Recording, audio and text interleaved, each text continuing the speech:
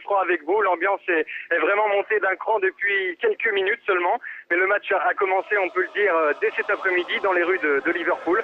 Les supporters lyonnais se sont déplacés, on le sait, en masse. Ils sont près de 2600, ce qui est énorme, on le rappelle, pour un déplacement. Des supporters qui sont arrivés pour la plupart en fin de matinée en bus et en avion et qui ont profité de cet après-midi pour visiter le centre-ville, bien sûr, passer à la boutique officielle de Liverpool, mais surtout pour goûter la bière locale.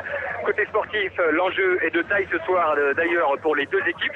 D'un côté, Liverpool qui doit réagir après 3 défaites consécutives.